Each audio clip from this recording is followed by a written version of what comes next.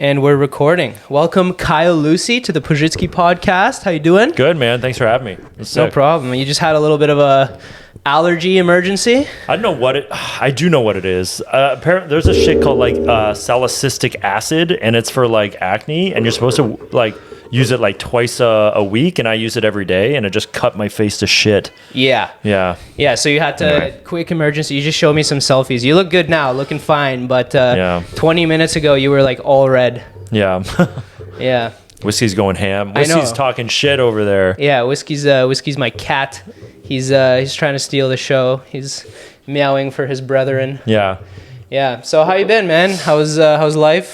Pretty good, just doing the whole stand-up grind, you know what I mean? Doing content during the day, doing stand-up at night, 2 hours of sleep and repeat it. Nice. You know what I mean? That's where it's at, bro. Do you have do you work other than stand-up or no? Yeah, for right now I do, I'm a personal trainer. Okay, so I just do that. But you used to do Muay Thai. Yeah, I do Muay Thai. I still practice when I can, but I trained since I did judo for a long time until I was 13. I was training, competing in national tournaments. And then I was 13 years old. I had a bad back and bad knees. And I was like, okay, maybe we got to watch it with the judo stuff. Cause in the martial arts world and nowadays, UFC, and then even they get paid pennies to destroy their body. Yeah. Yeah. It's a lot of these things are I was even offered a fight in October, but I just put out my comedy special. Yeah. And so it's at the end of the day, I'm 29. I'd have to be as good as I am at Muay Thai at maybe 15 years of age to even think that I'd make a cent off of it. Yeah. I'm never going to ever make a dime off of it. So I have to I do it to train to stay in shape and stuff like that. And it is sort of my day job, I guess, just personal training and stuff like that.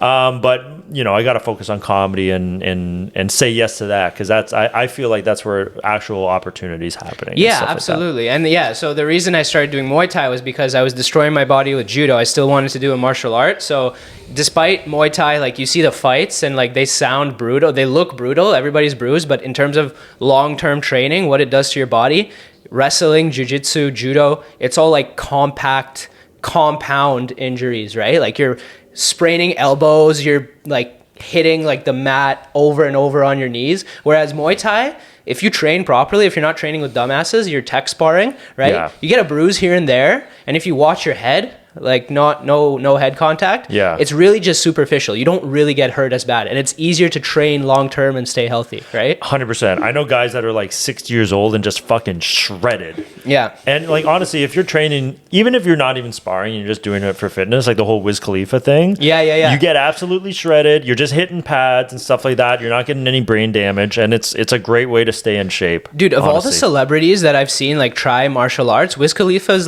technique is on point. He's good, man. He has a solid kick, solid 1-2. He's good. He's very because I feel too I've always been an awkward, lanky guy, but it's sort of in Muay Thai. Muay Thai, that's good. That's golden, bro. You have the Muay Thai bod 100%. Yeah, for sure. Yeah, do you just train mostly Muay Thai? Do you lift at all or anything like that? Yeah, I lift maybe once a week. Okay. I mean, that whole Muay Thai stuff is very calisthenic heavy. Yeah. I used to do jiu-jitsu and stuff like that, but it's just at the end of the day, I'm not trying to be a pro fighter. I'm trying to be a comedian. So I had to dial back on training. So the way I see it, it's instead of going to Good Life or going to a gym for an hour a day, Muay Thai will be how I, get my sweat on or whatever, right? Absolutely, but I just I'm not going to be training 3 or 4 hours a day, and then it's I didn't post content today because I'm doing this. It's what am I doing?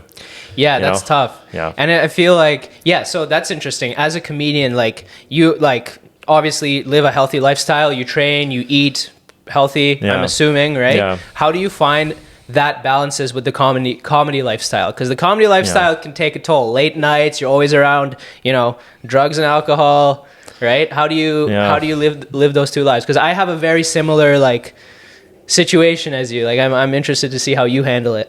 Well, I mean, I used to say yes to all that stuff. You know what I mean? Yeah. I remember the first time I toured out west, a lot of the shows there, along with your pay, they give you like $100 beer tab and drink tickets. Yep. And you see it as part of your pay, so you sort of use it. And then like I started to associate, you know, doing comedy with just substances like drugs and not drugs. I was mostly drinking, but I came back to Ontario and I was like, you know, it's different out there. You're doing like a gig a night, you're headlining or whatever, but here you're doing like a couple spots a night, but I grab a beer at every spot. I'm blowing all my money. I'm getting hammered. And then that's why I ended up, fitness has been a good anchor in terms of like, you know, you might have a drink or two, and then the next day at the gym, you're not performing to how you were performing the week before. So, and then that would eat at me. And so it's like, you know what? You know, it's all diminishing returns. I feel like, you know, if I do get drunk or something like that, the next day I'm forgetting jokes. I slept in. I didn't post a clip. And so it's just like, I just don't do it. Yeah, I heard somewhere that, like, you know, you drink, you're hungover the next day, you feel the effects on your body. But apparently, even as much as 3 drinks, the effects, if you're say you're an athlete where like the tiniest things matter, right? If you're like a gymnast at the highest level, apparently that those 3 drinks, the effects of your alcohol linger and your performance doesn't recover completely until something like 28 days after the fact. So it takes 28 days for your body to process that alcohol and recover to ground zero. So not even better, but like just back to where it was, right? Yeah. It's insane how it's tough though, because you're surrounded by it all the time. And I find that almost as a comedian, right, you're tempted to like have a drink. I'm sure you've had a few beers and had a great set, right? I'll have a drink. Yeah. I'll have like a beer maybe 2 times a week or maybe 3. Okay. But I'll have one. Yeah, that's like, a good rule. It's very rare where I even have 2. And I can't even remember. Maybe it was years ago when I had 3 in a night. Yeah. Because I like a beer. I like the relaxing nature of a beer. Yeah. But I don't like the feeling of being, as an adult man, I don't like being out and about, like not knowing where I am. Like that's absolutely, I feel like someone's going to rob me. Yeah.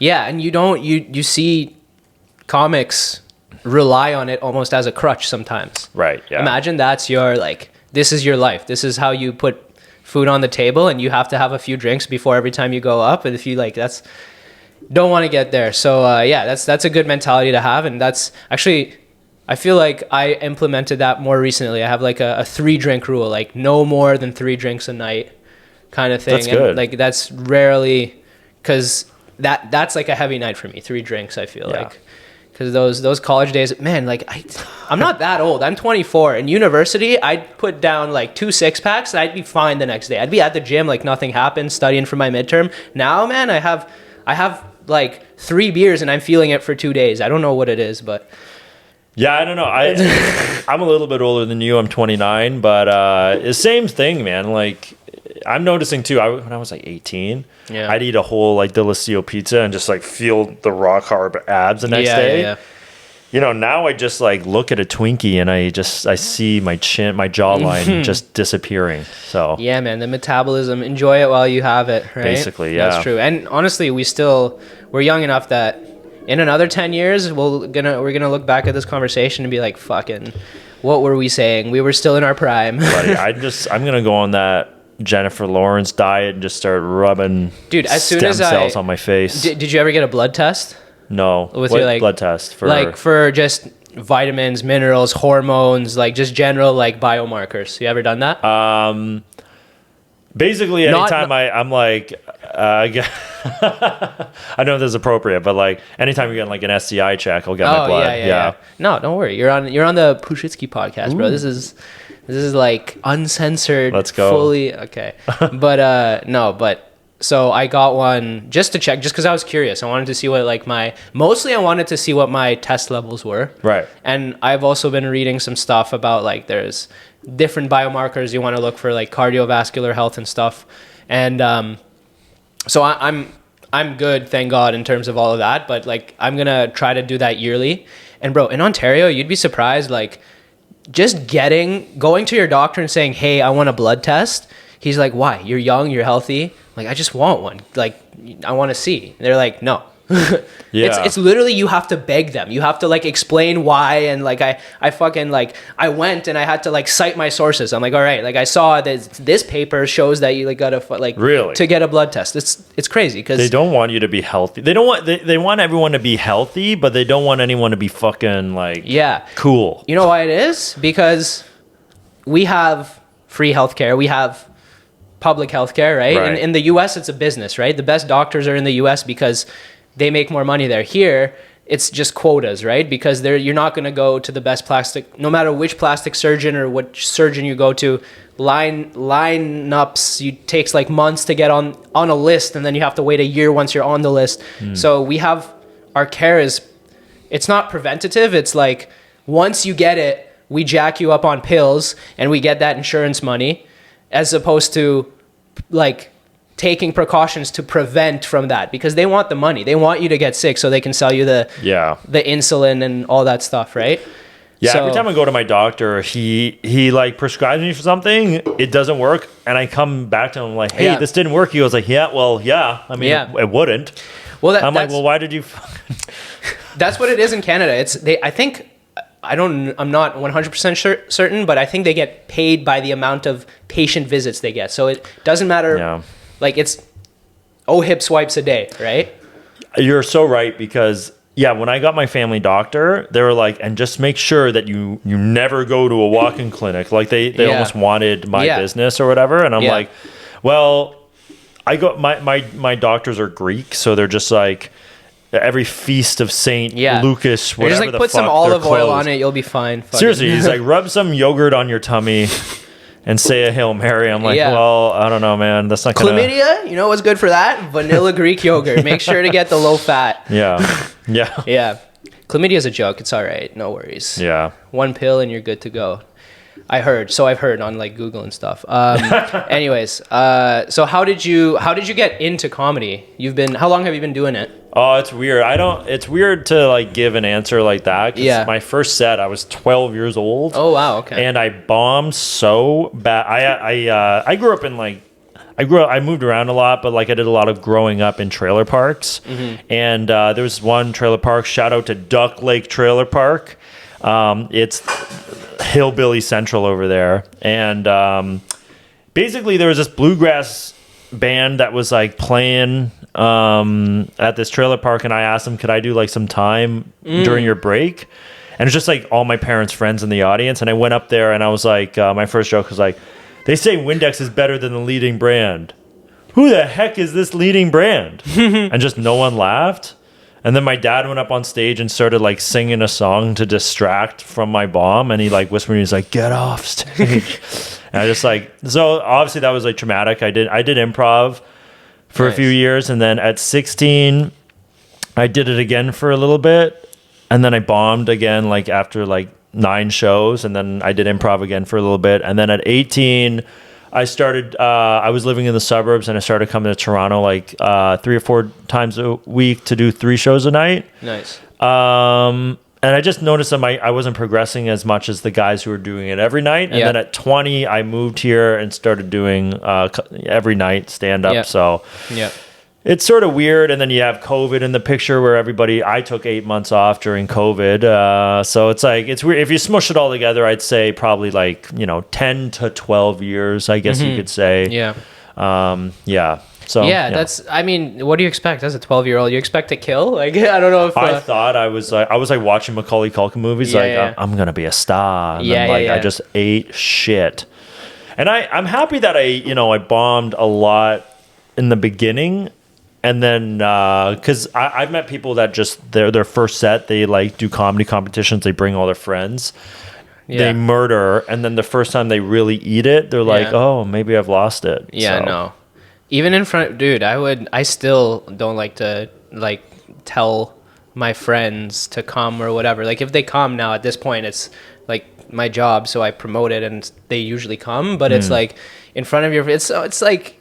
I don't know. It's like, it's so weird, man. And like the first time my parents saw me do stand-up was like a couple weeks ago in a fucking theater. I'm like, okay, this you guys can come to. Awesome. Yeah. Yeah. And even that, like my dad It was probably the first time my dad ever told me he's proud of me. And even then, he's like, listen, your jokes suck, but you obviously know what you're doing because you made a theater full of people. Like, you killed for 10 minutes. So, wow. You know, he was just impressed by the whole atmosphere and the ambiance. He probably wasn't laughing, but he saw that, like, what it is. Because it's weird. Comedy is like, my biggest pet peeve is when you tell people you're a comedian and what do they say? Tell me a joke. I'm like, fuck off. Like, do you not hate that? Do you get that? Oh, yeah, I get that all the time. And it's funny that you mentioned your dad. That my dad, one time he saw me do stand-up, like, when I was first starting. And I think I had this joke. You know, like, I feel like a lot of people make jokes, like, that they're gay. And it's, like, funny. And, like, we get that it's funny. Yeah. But my dad actually thought I was gay. Oh, my God, yeah. And then he asked me if I was gay. And he's just... And he literally, I remember him saying, what'd he say? He's like, one time when I was a boy, I had a dream that I was gay. And I thought I was gay. And I might have been gay. And I denied myself that. He's like, you're gay. I'm like, I'm not. I'm like, I forget what the joke was. Wait, so he wasn't mad? He tried to convince you to, like, you're gay, son. I accept you. You should follow this path. I know. I was just like, I love you, dude. But I'm like, everyone, like, it being, you know, making the audience uncomfortable or whatever, like hitting on a guy or something like that is funny. It's just funny, right? Yeah, so he, you know, he's a boomer. He just didn't really get it. Yeah. But, I was literally just talking to, I don't know if it's fully back, but like calling things gay is kind of back in like not a homophobic, because there's things that, you know, there's being gay, which is, you know, being gay. And there's also being gay, like souping up your 2007 Toyota gay, right? No, for sure. I mean, when like, really hot girls start saying these words, it's back. And I'm seeing really hot chicks say that's gay. Yeah, they say that. Yeah. They say the R word. You know what I mean? I'm waiting till, like, personally, I don't know. I don't say it. Yeah. But listen, man, people have built their careers on it. Look at Shane Gillis. He's doing great. No, hell yeah. I mean, personally, I feel like I agree, though. Yeah. I think that there's such a thing as a homonym. You know what I mean? Yeah, absolutely. Like, when you say, like, that's gay, I think it's just really annoying when people, you know, think that that's what causes, like, violence in the gay community. The problem. I mean, I'd have to really look at it to see if it does, but for the most part, it's just people on fucking Call of Duty laughing. Yeah. You know what I mean? And it's the weird thing is that it was so kind of like, so, you know, we're similar ages, and that, like, we grew up and these things were like, you know, I grew up and these things were tossed around like common vocabulary, right? And it's just like, at one point I was like, oh, it's not okay to say that anymore. That's like really weird to like adjust your brain. Yeah. And then you do adjust, and now it's coming back, and it's like, it's so weird. Yeah. Man, like, that's funny. Fucking, and like, you don't know. Yeah. With all this stuff, I try to stay as much as, like, first of all, I try not to look at politics at all. Right. Like, just stay out of it and just focus on whatever I'm doing in life. Yeah. But like, it's so tough these days with like social media and stuff. Like, oh, like, are you like Israel or are you Palestine? Are you like this or that? Like, I just, like, everybody's like trying to weigh in on it to, like, maybe just, you don't have to post about it.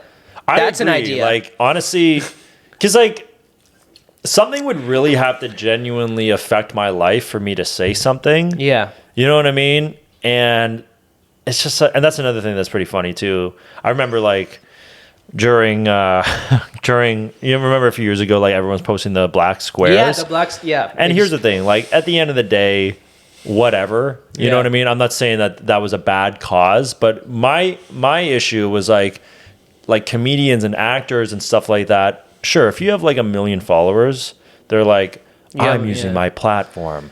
But then there is like local comedians, fucking 300 followers, and then they post, we need to use our platforms for, it's like, what platform are you talking about? Like, everyone who follows you is your aunt. Yeah. Or your like your friends from high school. Yeah, man. Like, you're just a guy. Yeah, it's literally like, like Shane Gillis again, he has his whole, like, his previous special, he has a whole bit about like the Fox News dads, how he has an uncle that just his favorite thing is like tweeting into the abyss. He has no followers and he's just fucking political essays into the abyss. you know, I think if like, for example, if you're, you know, somebody that is affected by the conflict at hand personally, and you feel like you have to voice your concern, sure, right? That's what social media is for. But if you are some like fucking influencer doing brand deals with fucking, you know, Uber Eats, you don't have to do it. If you don't have an opinion, you probably don't. Just don't. Yeah. Just stay quiet. Everybody wants to jump on like what could make them go viral. Yeah. To the point where like, I love it when I see it backfire. And people are treating like Israel versus Palestine like it's like a soccer match. Literally. You know what I mean? It's just like they're like whose team are you on, bro? Waving their flags and like it's like at the end of the day, I think everybody wants both parties to stop killing each other. Yes. I haven't even personally, man, like I'm just trying to pay my fucking rent. Yes. I'm not I'm Irish. Yeah. So it doesn't affect me at all. Yeah. Like at the end of the day, that's the best answer, I think. If anybody asks you Israel or Palestine, just be like, I'm Irish, fuck off. Yeah. That's the best answer. I'm Irish? Yeah. That's pretty funny. I think that's a good answer, personally. And I think that is honestly a more thoughtful answer than these fucking white chicks posting like paragraphs about.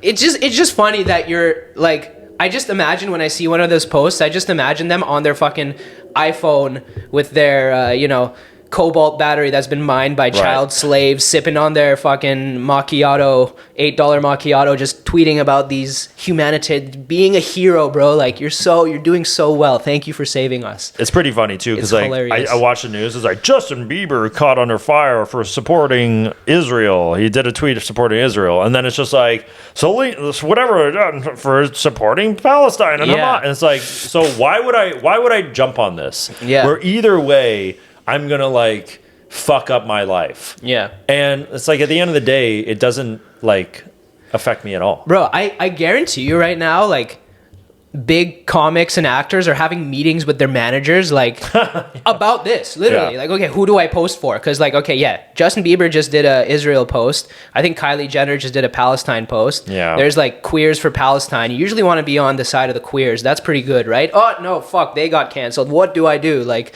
what's the PR move queers here? For Palestine, like what happens when like an unstoppable force meets an immovable object? It's just like, I don't know what's going to happen there. We're worried about Russia with the nuclear bomb. That might be the nuclear bomb we have to worry about there. That's like that chain reaction. Like, there's people who are just purely so, like, even on like the side of whatever you want to call it, the left or morality or whatever, but they're so ignorant. They're like the same thing as like that country bumpkin hick, where for the queers for Palestine. It's like, you have no idea how silly that sounds. Yeah. You know what I mean? And so it's just like, why are you even... You're just doing it for likes, but it ends up just looking like stupid. Yeah. It sounds nice. Yeah, it's weird. I think sometimes silence is gold. And like, do you really want like, I don't know, like for like white guys who aren't Jewish or Palestinian, like, do you really care about my opinion? Yeah, exactly, right? On this? Yeah. I don't know. It's tough. I don't know. I think sometimes we lose track of like, I think the best policy is just try to be a good person, you know? Like the little things, the people you see on a daily basis, right? Like, yeah. You know, when you're at the line in Starbucks, you know, if you bump into somebody, say sorry, you know, or just like fucking just be a good person in real life, not online. I just started putting like spices on my fucking chicken. I used to eat, this is how white trash I am. I used to put ground beef in the oven. Yeah. You know when you buy ground beef and it's in a slab? Yeah. Bro, I thought that was like pre-made meatloaf. Wow. I would put it in the oven, take it out, and fucking just eat it just like that. And Dude, I'd be like, it to me, it already had seasoning on it, I thought. Yeah. And so you care about what my opinion is on like cultural issues? Bro, I moved to the city from a fucking trailer park. I saw someone dressed in drag, and the first I was like, "We're in the city, baby!" Yeah, like I'm like, you know, this is what they do here. I felt like I was in like the Hunger Games, you know, when they go into like the Capitol or whatever, and like everybody's so extravagant. And so like, why do you like? I'm not gonna talk about Israel versus Palestine. Yeah, that should actually be a thing. If we want to make the internet a better place, there should be a test where like you see how much spice an individual can handle, and if it's below a certain threshold, you're not allowed to tweet. You're not cultured enough. You're like, if you can handle some sriracha, all right, maybe 1 or 2 tweets per month. Yeah. If you're at anything below sriracha, if you think mayonnaise is spicy, buddy, go home and fucking figure it out. If you haven't done your taxes in 4 years, get on that before you start weighing in on the biggest political issues. Like, leave that for the other people. Yeah. You know what I mean? I don't know. I think that's a good metric. So, but yeah, like you were saying, growing up, like, and I've heard your act a few times. You talk a lot about like growing up in the trailer park and stuff, and I see a general theme with your comedy. It's pretty dark, right? Yeah. Which is I love to do that too, like the darkness, and you can like bring laughs from it, but you have your own unique style. Where from your life does that stem from? Like the dark nature of your comedy. I feel like, because there's nothing more like annoying, contrived than when it's a guy with a really cushy life doing dark comedy, because then it's like people started bringing me up on stage like, he's the prince of darkness, and then it's like I feel like Chris Angel or some shit, you know what I mean? But like, you know, man, like comedy is basically, they say, is supposed to be your truth, and I was so resistant to that because I've always wanted to be like a cool guy. I wanted girls to like me, I wanted all this stuff. But if comedy is your truth, I don't really like my truth is sort of ugly. You know what I mean? Like, both my parents have gone to jail for what they used to do to me and my siblings and stuff like that. And so like, I'm not like being dark. I'm just sort of saying what happened, and I guess it's dark. You know what I mean? And even I don't think it's dark. Like I grew up with this blind kid, and he was born blind. So his parents used to like tease him and stuff like that. But like that's like, it wasn't sad. Oh, I'm blind. It's just he was always blind. So like, to me, the same way someone would joke about, oh, my dad, you know, had too much wine and he mowed the lawn and he has a sunburn, and they'll just I'll make fun of, you know, my mom falling down the stairs and her tits fly out. Because like literally that's just sort of what I knew. And it's not, I don't think I'm being dark. I guess it is. But it's just sort of like, that's just my experience. You know what I mean? That's completely fair. And I was, you know who Anthony Jeselnik is? Anthony Jeselnik, Jeselnik, okay, He's hilarious. And so he just did Theo's podcast, and Theo asked him like, so he's obviously very dark, right? Yeah, he's like one of the best. And Theo asked him what in his life made him so, and actually to my surprise, he said like and again, maybe he's just making this up, maybe he does have some dark history that you don't have to divulge necessarily, but he's like, I grew up pretty normal, right? Like my parents are together, I grew up like middle class, whatever, nothing special. It's just, that's the way his brain worked, and it is what it is. So I guess it comes from different places, right? But he's very rare though. Like a guy like him, a lot of people try to be him, and it comes off so corny. A lot of people try to be Eminem, and they're lyrical, miracle, spiritual, and it's just so corny. You know what I mean? But like, he's able to be a guy who's able to do dark comedy as someone who's not coming from that world, and it's not contrived. It's excellent. It's so funny. It's well written. But I feel Jimmy Carr might be a good example too. The guy wears a bow tie on stage, but has the funniest dark jokes. Oh my God, he's a huge influence. Both those guys are big influences for me. But you know, for me, you know, what's that? Sorry, I said I just tried to imitate his laugh. I thought it was funny. I can't do it. He laughs on an inhale, right? Yeah, it is like, odd. Yeah, it's weird, man. Anyway, sorry to cut you off. That's my ADHD. No, I mean, it's just, you know, for me, I feel like I've flipped over a lot of rocks, and I failed at so many different things, and I would always try to be someone other than myself because I hated myself. I didn't want to say what was up with me. You know, at that time, I didn't want to talk about who I was because I hated that guy. And then, you know, every single thing I did failed. It didn't get me to where I wanted to be. And actually, it was Mark Breslin too when I first started working for Yuck Yucks. I used to go up on stage and be happy-go-lucky. Yeah. And I would say my truth, but I thought, like, people won't laugh. Yeah. If I said this something fucked up. And he's like, go up on stage, and he's like, his words were, take the hit. You're gonna bomb for a while, but eventually you'll be able to add jokes to that original voice and that original premise. And I went up on stage and I would just like admit a crime my parents would do to me, and like it would suck the energy out of the room. It wouldn't be funny. It'd be like trauma dumping. And I bombed for, you know, a good year, and then I slowly started to be able to make, you know, jokes out of it. And then actually another guy told me about as above, so below, or for the branches to reach to heaven, the roots must reach down to hell. So it was like, if my roots reach down to hell, so I'm talking about my darkest thing or my deepest truth, I need to up the funny. The branches need to reach to heaven. And so you can't have like a tweet level joke for something about getting molested. Yeah. It's gotta be funny. You gotta up the funny. And I feel like that's where like a lot of dark comics get into trouble, is they have the darkness, but they need to up the silly, up the funny. And that's a hard thing to tell yourself. You're like, it is funny. It's like, well, it's dark. No, absolutely. And that's another reason that like we were talking about how it's tough with how everything's very politicized.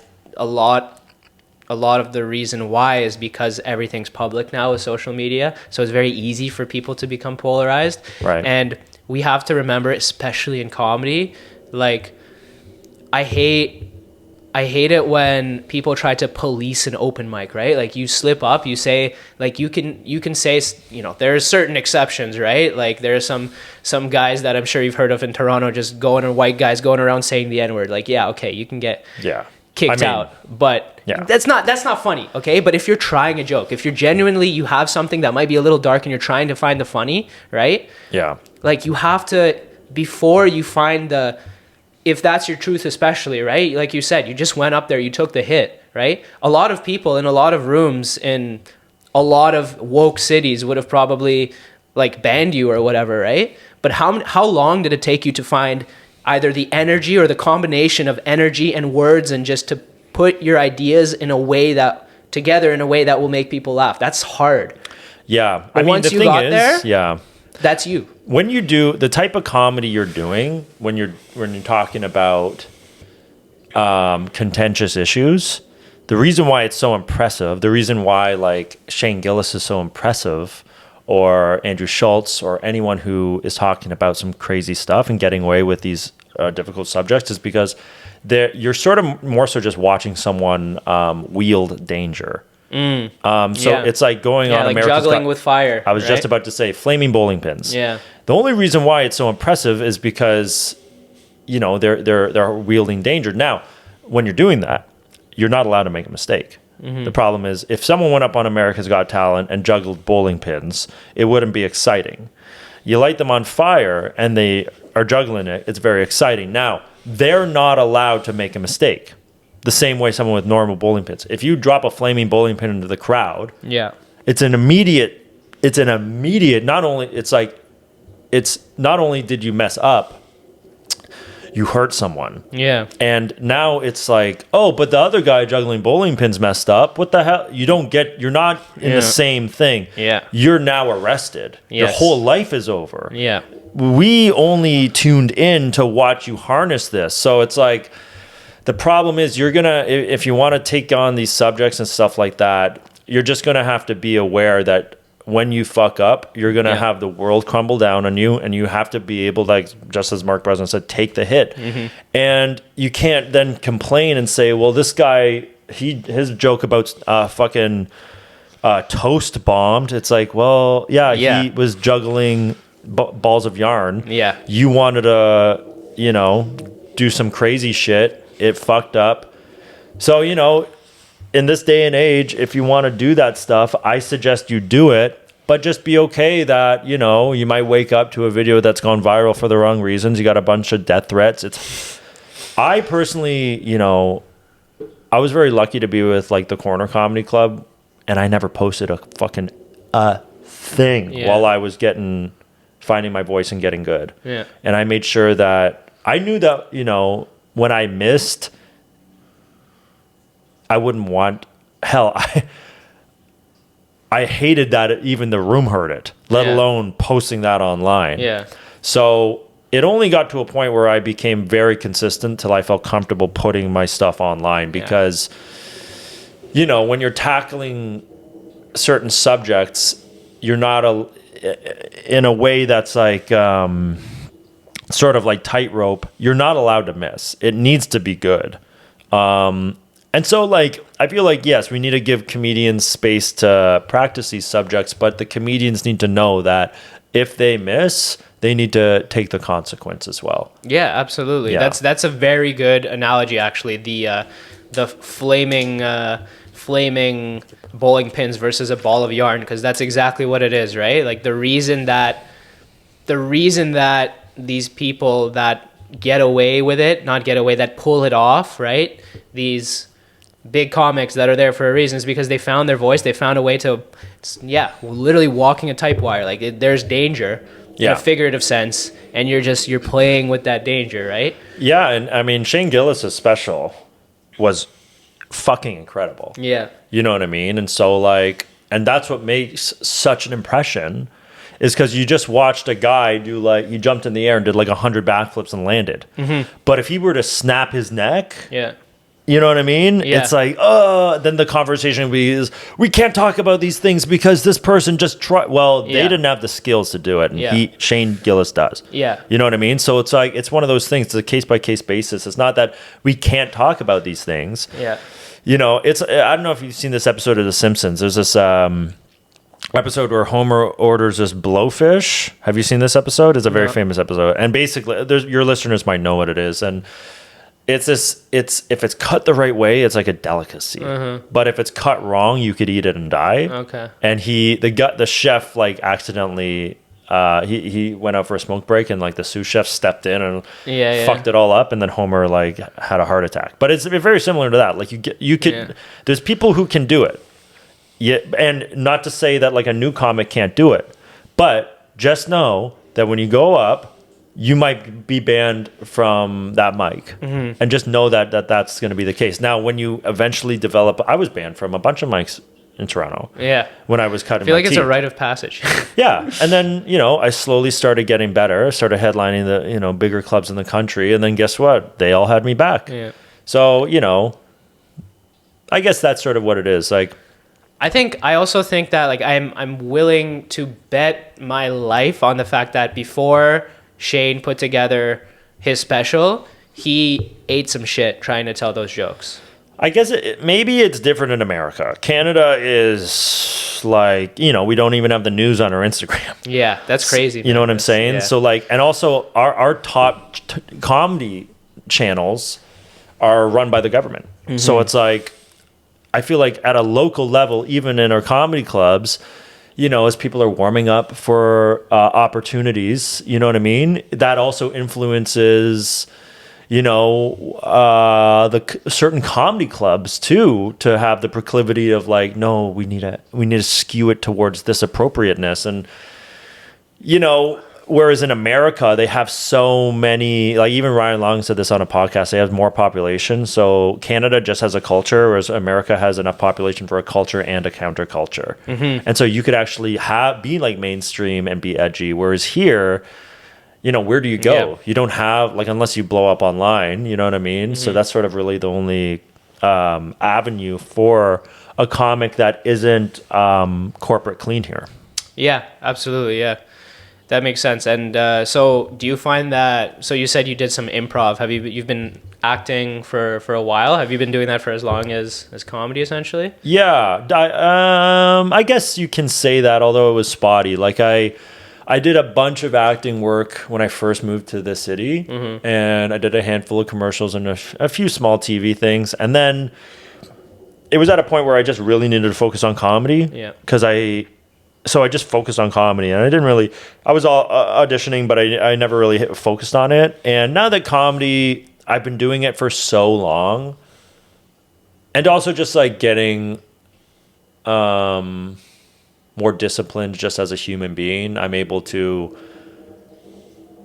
like, I feel like when you're first starting comedy, it's really important, like when you're finding your voice, to like sit in a cafe for 3 hours and like listen to music you like or watch a show you like. And there was this, man, I forget who said this, but he's like, your taste, if you're having trouble finding your voice, your taste is sort of like your voice before the voice. So you gravitate towards your taste. So like when you're first starting out, it's really important to be taking so much time watching stuff and doing the stuff you like. Whereas now, like, the only real work I do in comedy is I'll write, like, you know what I mean, every day and stuff like that. I'll post my content, and then I do the show. But other than that, there's so much time throughout the day. And now it's like at a certain point, it's like, okay, you're funny, but like, I know that some of the funniest guys ever live in their fucking van and they're poor.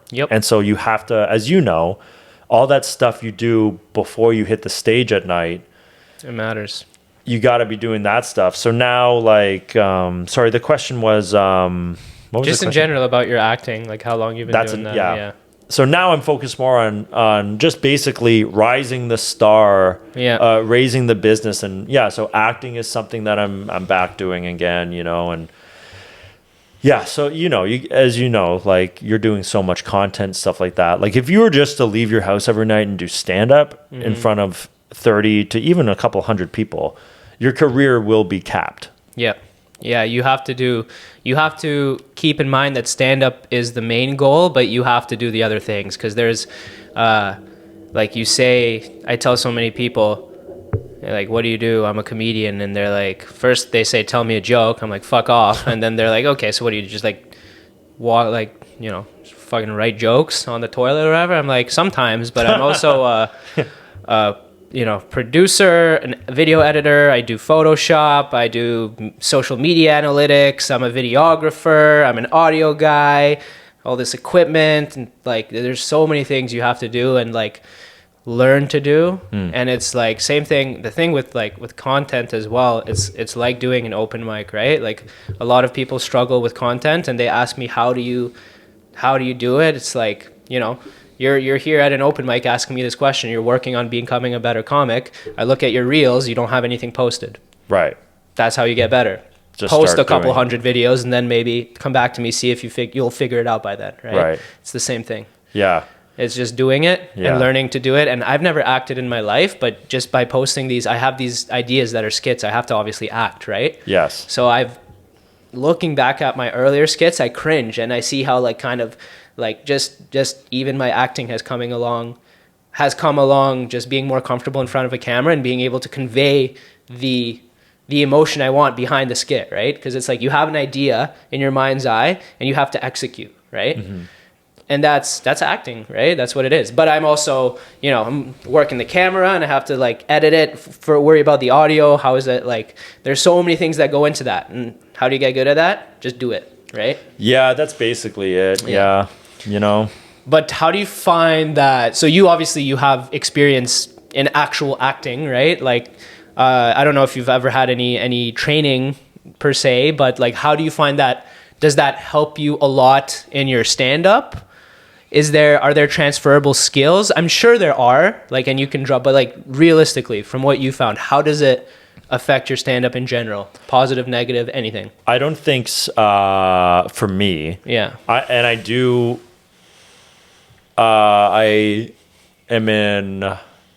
go to an acting studio where I work like with a coach every week, and I've been doing that for months now. Although I used to like purchase like 6 weeks of classes and then like I might have done that and then take a couple months off and do it again. But now I'm realizing like, they are expensive, but you know what I mean? Like I do them every month, and you book one commercial and you pays for it for the whole fucking year. Yeah. So really at the end of the day, it's worth it to do it. And, but acting, the type of acting I do is it's Rodenberg technique. I hope I'm pronouncing that right. I have no idea what that is. So please explain. It's very, So there's tons of different techniques. There's like Meisner, there's method, there's that's one I've heard of. Method. It's like the only one. yeah. I mean, those are people who like just are never out of character. Yeah.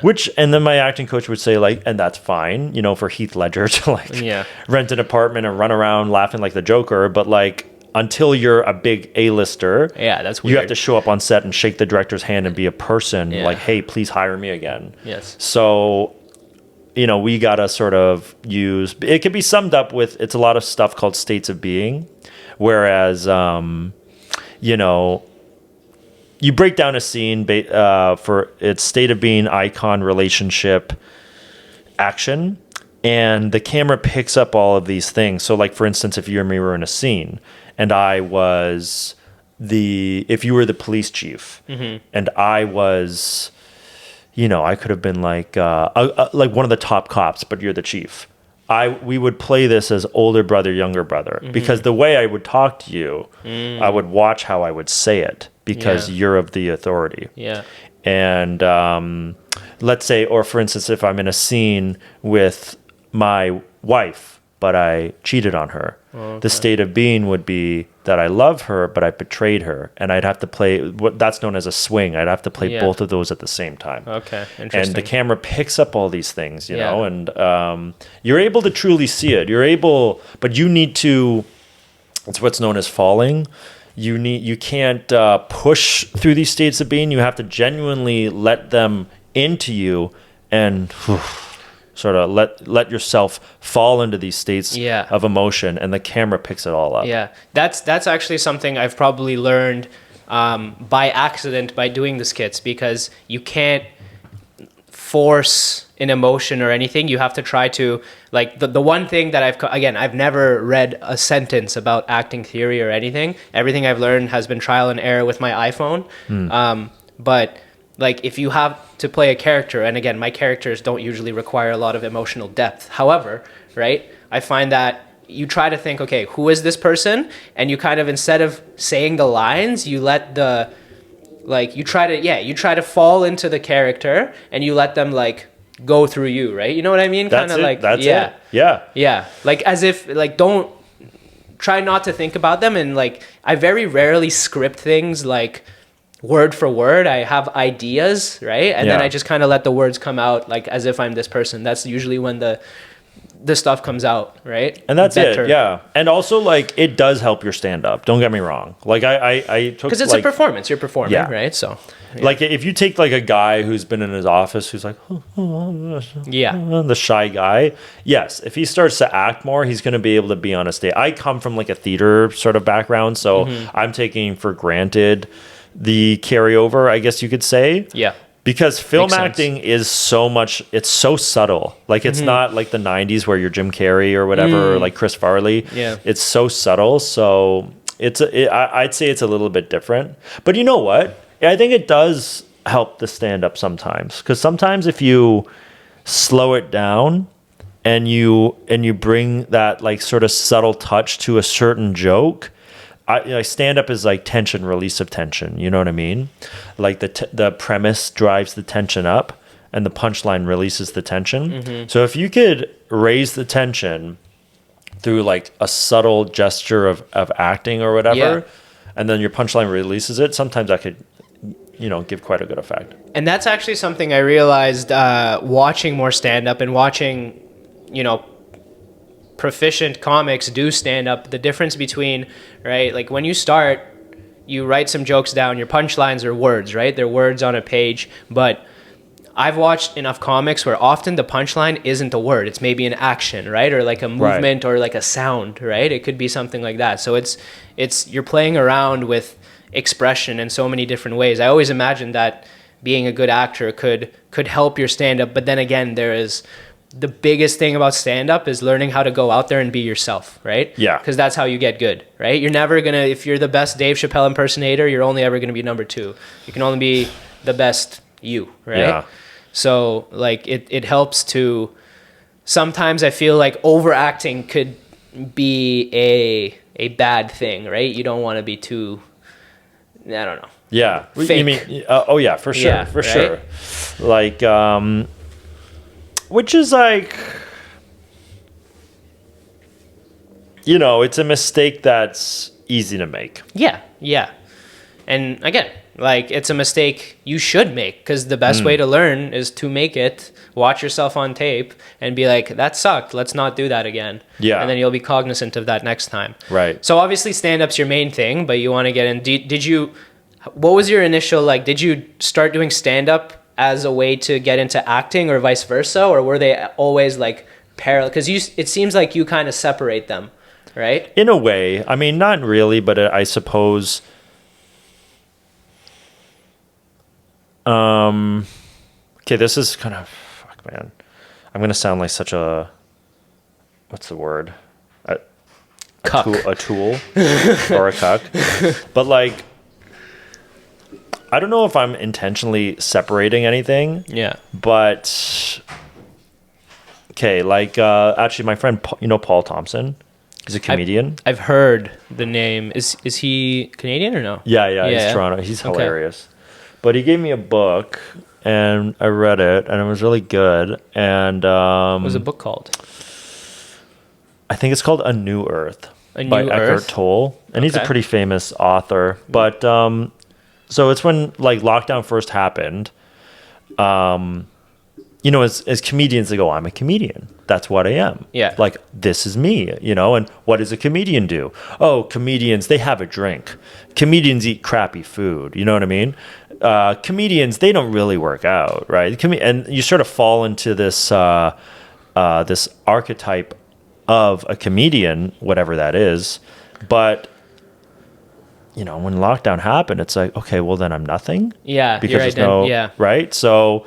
It's like, what am I? And then basically the book says that you are your being. Yeah. So if you were to, like, you ever, like, just sit in nature? Yeah. You know what I mean? And you're just, like, around trees or, like, water. Yeah. That stillness. Yeah. That's you. Okay. You know what I mean? And so in that, what arises in that? Yeah. You know what I mean? So... What are the things that I genuinely want to pursue? And then I realized that, like, you know, acting was one and stand-up was one, and, like, you know, I like to stay healthy, so that might be one, but it's not necessarily like I am any one of those things. Yeah. It's A New Earth, Awakening to Your Life's Purpose, encourages its readers to live their lives in each present moment and to create happiness for themselves without emphasizing material possessions. Now, yeah, I'm sure there's more to it. Makes sense. And I have a thing that I went to a Catholic school. I'm not necessarily religious. I'm kind of like, what's the word? Agnostic. I accept that I don't know, and maybe there's something, maybe there isn't. I don't know. I'm just trying to make the most of what I have. And having said that, I do some kind of, like, I guess you can call it prayer, meditation in between the two, where I kind of, in the morning, I ground myself, and that's exactly what I do. There's this weird thing I do where I list to myself the things I am, as if, like, the Maslow's pyramid, right? I start off with animal, because, like, the first thing, we're animals, we need to eat, we need to sleep, we need to drink. And then I go, I'm a son, I'm a grandson, I'm a friend. And then I can say comedian, and then I can say business person. And that, what listing those things does is it makes me kind of, like, rings little bells in my head. Like, when I say son, I think about how my relationship is with my mom and my dad. Maybe I should give them a call. I haven't called them in a week. It reminds me, I'm like, okay, I'll give them a call. And I go through that list, and it kind of grounds me and gives me a little bit of a, like a structure for the day, like, kind of, I love puts that. me on the right path. So that's like a weird, like, I don't know what do you call it? Like meditation, prayer. I don't know what it is, but, like, that's something I do. No, right? That's really good. Yeah. So it's like a cool little exercise, and it's honestly, it keeps things in perspective, because, like, life is all about prioritizing. You can be doing a million given things at any moment in time, especially nowadays, where like everything's, like, always things to do. You should be, like, watching this show, reading this book, going, like, fucking, like, grinding, going to the gym. Really, I like to stay healthy too. Yeah. But for example, like, I look at the priority. Okay, I've eaten, I've drank. I want to go to the gym today, but I haven't seen my parents in a couple of weeks. Maybe I should prioritize going over, saying hi, over going to the gym, right? Right. It helps me make those little decisions like that. That builds your life. That builds you into the person you are, right? And there is, like, living for living for your resume, which is like your professional goals, or you can live for your eulogy, right? Which is like, what will people say at your funeral, which is kind of what I've started to prioritize. I don't know. I feel like everybody will come to like late in life or early in life. The earlier the better, but you realize there are more important things than how many followers you have and how much money you're making, right? And you know, got to prioritize those things. So, I like that. Yeah, that's I feel like that book probably touches on that. So yeah, I'll give it a read. A New Earth: Awakening to Your Life's Purpose. Something with Oprah here. All right. But yeah, so that's interesting. And you want to, for your comedy career and your acting career, you said you want to move to New York because that's what you're looking at? Yeah, that would be, America certainly. Canada just doesn't have the infrastructure to be a comedian, really. And they do it. It's a great spot to get good anonymously. Hello. Which is good because then I love that I started here because I have made all my mistakes here. And then you could go to America and not fuck up. Yeah. And it's actually nice. Yeah. So for this reason, it's good. But yeah, you can't, there's nothing here really. You can't really. Yeah, that's Canadian entertainment for you. Yeah. Like, you're gonna be on Teletoon or whatever. I don't remember. YTV. What did I watch as a kid? Fucking, I know. I heard Legends. I'm like, when I was starting out, I was like, Adam Michael, you know who that guy is? I'm like, no. Like, he hosted YTV. I'm like, oh shit. Cool. Bro. I gotta fucking get an autograph, Yeah. Yeah, that's interesting. Yeah, that's cool. One day, I agree with you. I'm of the same mindset. I gotta go to the land of the free, baby. It honestly, I mean, if we were in any other occupation, you know what I mean? Yeah. It wouldn't be worth it, right? But I mean, this is sort of, you can't really do much here. Yeah. You can, but I just came back from a week trip to Europe, and I was just saying, like, the lifestyle there is great. Everybody's more, like, here, obviously in North America generally, it's more capitalistic, right? People are like, hustle, hustle, go, go, go.